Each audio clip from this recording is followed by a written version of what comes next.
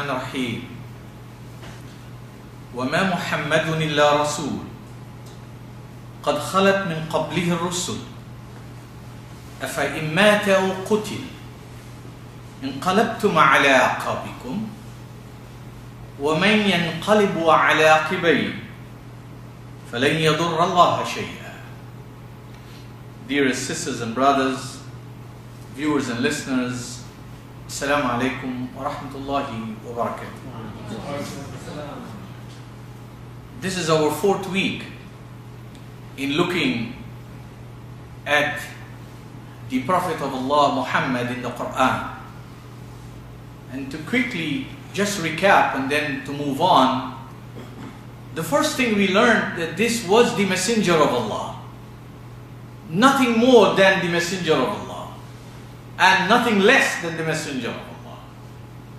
What is significant about those statements is that the message is what is most important. It's not the name or the biography or the nationality or the language or the type of food or the type of dress or the type of mode of transportation that he used. These are relevant to his society and to his times. What is most significant is the message. We are told that after we have heard this message, as his people in his time were told to, that after you and I have heard this message, knowing very well that the personality of this prophet is not with us, we don't see him physically, we don't see how he used to eat because that's not important, we don't see how he used to dress because that's not important, we don't see whether you rode the camel or rode the horse and how many times you rode the camels and how many, that's not important. What we see is the message, and we are told in very clear terms that he was a human being and he's subject to death. Natural death, or some fanatic would just put an end to his life. And we're living in a times where we see that more evident before.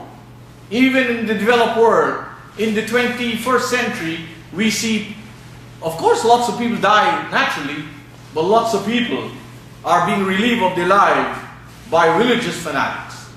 But what the Qur'an emphasized in this verse that I'm talking to you about, in chapter 3, 144, is that you and I can do God no harm. That's the bottom line. The bottom line is, we can do ourselves all the good if we respond to that message. If we fail to respond to that message, we will do ourselves all the wrong, all the harm.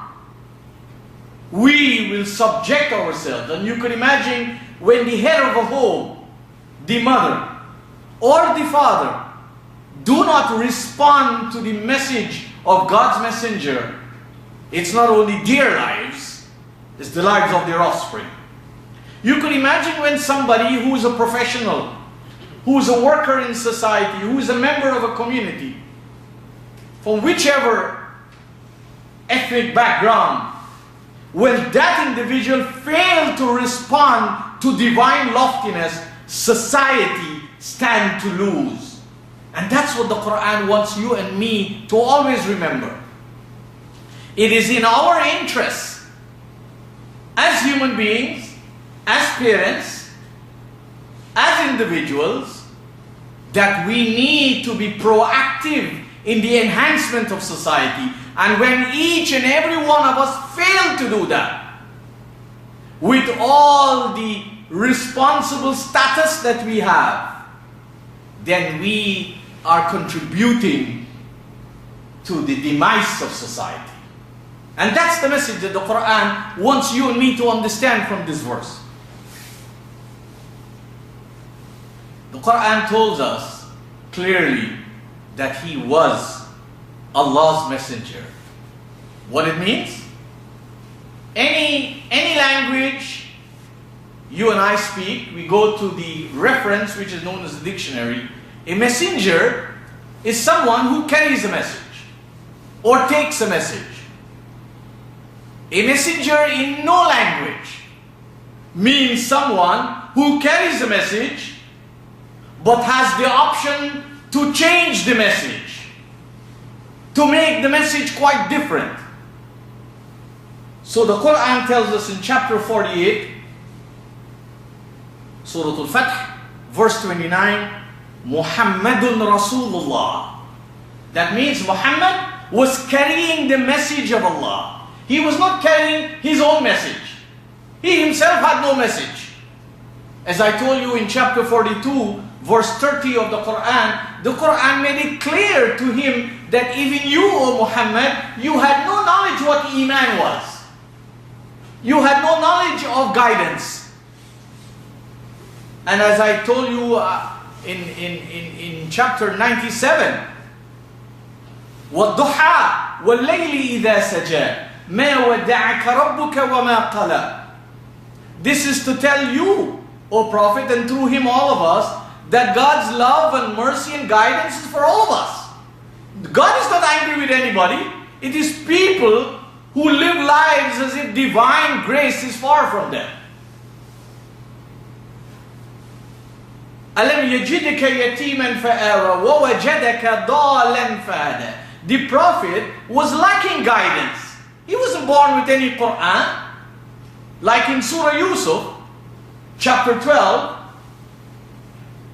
verse 3, the Qur'an said to him, نَحْنُ نَقُصُّ عَلَيْكَ أَحْسَنَ الْقَصَصِ.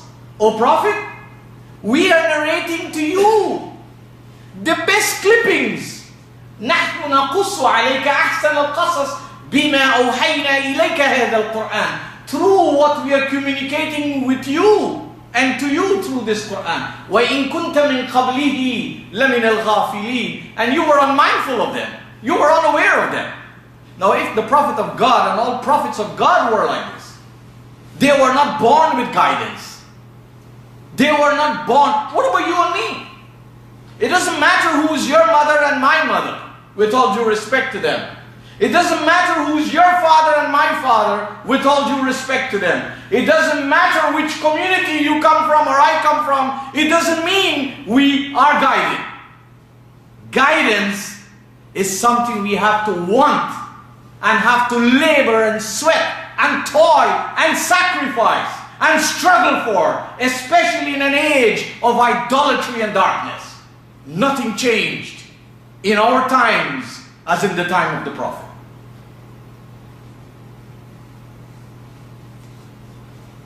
So the Qur'an told us a few things quickly in this verse I'm talking to you about, 48:29. It says Muhammad is the messenger of Allah. وَالَّذِينَ مَعَهُ أَشِدَّاءُ عَلَى الْكُفَّارِ رُحَّمَاءُ بَيْنَهُمْ.